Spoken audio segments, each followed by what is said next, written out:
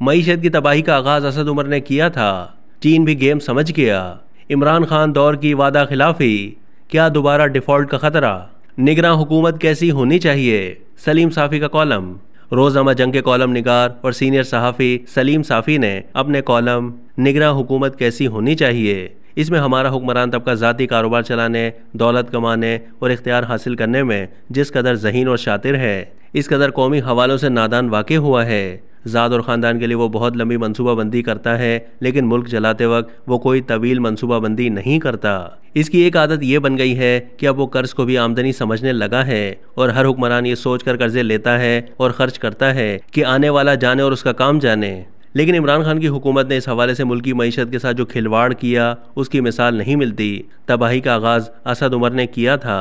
वो मईशतदान नहीं बल्कि मार्केटिंग के आदमी हैं और मार्केटिंग भी अपने प्रोडक्ट की नहीं बल्कि अपनी ज़ात की कर सकते हैं। उन्होंने इमरान खान और कौम के सामने अपनी मार्केटिंग एक माहिर मईशत और मसीहा के तौर पर की थी, लेकिन वज़ीर ख़जाना बनने के बाद अपने आप को 30 मार खान साबित करने की खातिर उन्होंने IMF से बर वक्त डील नहीं की। उसके बाद इमरान खान की हुकूमत ने IMF के बंदों को लाकर माली मामलात उनके सुपुर्द किए। चुनांचे उन्होंने उस वक्त IMF के साथ इंतहाई सख्त शराइत पर मुआहदा कर लिया। दूसरी तरफ तारीख में सबसे ज़्यादा कर्जे लिए, लेकिन इन कर्ज़ों को प्रोडक्टिव मंसूबों मसलन डैम बनाना, इंफ्रास्ट्रक्चर बनाना वगैरह के बजाय वक्ती तौर पर आवाम को मुतवज्जा करने वाले मंसूबों में लगा दिया, क्योंकि उनकी हुकूमत में ना नैब का खौफ था, ना एजेंसियों का और ना मीडिया का।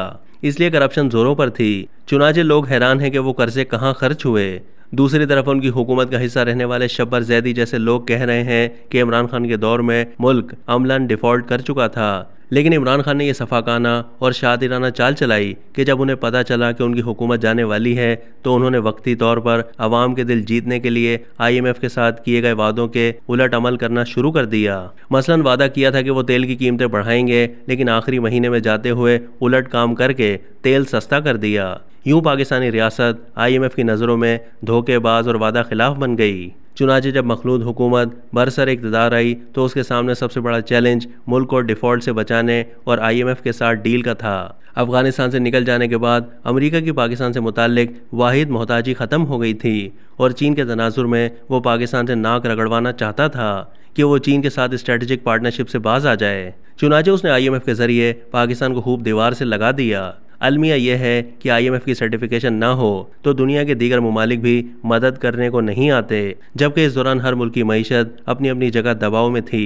इसी वजह से शहबाज शरीफ हुकूमत को इंतहाई गैर मकबूल फैसले करना पड़े।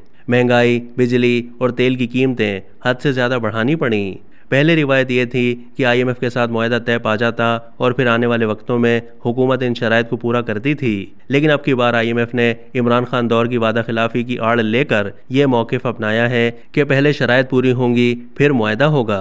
चुनांचे शहबाज हुकूमत ने जून तक तमाम शराइत जो इंतहाई सख्त थीं उन पर अमल किया, लेकिन इसके बावजूद आलमी इदारा मुआहदा करने में ले तो लाल से काम ले रहा था। इस दौरान एक तरफ तो पाकिस्तान की जानिब से अमेरिका को बैकडोर चैनल से यह पैगाम दिया गया कि अगर मकसद ये हो कि पाकिस्तान को चीन के साथ दोस्ती से बाज रखा जाए तो ऐसा कभी नहीं होगा। पाकिस्तान माजी की तरह अमेरिका और चीन को साथ साथ चलाना चाहता है और मगरिब से भी दुश्मनी नहीं चाहता, लेकिन अगर अमेरिका इसलिए नाक रगड़वाना चाहता है कि पाकिस्तान चीन को छोड़ दे तो ये काम कभी नहीं होगा।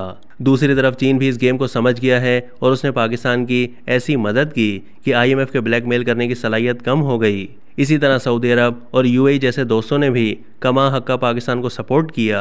बिलाखिर IMF के साथ इब्तिदाई डील हो गई और पाकिस्तान के डिफ़ॉल्ट का ख़तरा न सिर्फ टल गया बल्कि अब आलमी बिरादरी और सरमायाकारों का एतमाद भी किसी हद तक बहाल होगा। अब नकाद एतराज़ उठा रहे हैं कि यह अजीब हुकूमत है कि जो सख्त शराइत के साथ कर्ज मिल जाने का जश्न मना रही है। हालांकि इसकी वजह समझ से बालातर नहीं। वजह यह थी कि PTI भरपूर कोशिश कर रही थी और हर हरबा इस्तेमाल कर रही थी कि IMF से डील ना हो, जबकि हुकूमत डील के लिए कोशां थी। यूं चूंकि हुकूमत की जीत हुई है इसलिए वो जश्न मना रही है। दूसरा, वही कर्ज को आमदनी समझने की नफ्सियात भी मौजूद है, लेकिन ये बात वाज़ेह है कि अगर हमने माजी की रविश को ना छोड़ा, बुनियादी माशी इस्लाहात ना की तो कुछ अरसे के बाद दोबारा डिफ़ॉल्ट का ख़तरा होगा और IMF जैसे इदारे हमसे उससे भी सख्त शराइत मनवाएंगे। इसलिए सरदस्त पहला काम ये होना चाहिए कि वफाक में निगरान हुकूमत सियासी बुनियादों पर नहीं बल्कि मेरिट पर बनाई जाए, जबकि खैबर पख्तूनख्वा और पंजाब की निगरान हुकूमतों में भी तब्दीलियों की ज़रूरत है। तमाम निगरां और बिलखुसूस वफाकी निगरां हुकूमत में ऐसे लोग शामिल हों जो मईशत को तो समझते हों लेकिन उनका किसी माफिया से ताल्लुक़ नहीं हो। वो ऐसी हुकूमत हो जो टैक्स नेट बढ़ा सके, गैर रिवायती फैसले कर सके, बड़े बड़े माफियाज पर हाथ डाल सके, सिर्फ तनख्वाहदार तबके से टैक्स लेने के बजाय ताजिरों और सनतकारों से कमा हक का टैक्स ले सके। ये काम सियासी हुकूमतों के बजाय निगरां हुकूमत इसलिए बेहतर तरीके से कर सकती है क्योंकि तमाम बड़ी जमातें बशमूल JUI को मुख्तलिफ माफियाज ने घेरे में ले रखा है। इन माफियाज के नुमाइंदों ने पार्लियामेंट और उसकी कमेटियों को भी यरगमाल बना रखा होता है। इसलिए कोई भी सियासी हुकूमत उनसे टैक्स लेने के बजाय इनडायरेक्ट टैक्स लगाती है जो अमीर और गरीब यकसां अदा करते हैं। चुनाचे मेरे नज़दीक पहला कदम यह होना चाहिए कि निगरां हुकूमत ऐसे लोगों की बनाई जाए जो किसी पार्टी और किसी माफिया के ज़ेर असर ना हो, जो सख्त तरीन स्ट्रक्चरल और माशी इस्लाहात कर सकें। अब तक के लिए इतना ही। मज़ीद मालूमात के लिए डेली जंग के YouTube चैनल को सब्सक्राइब कीजिए।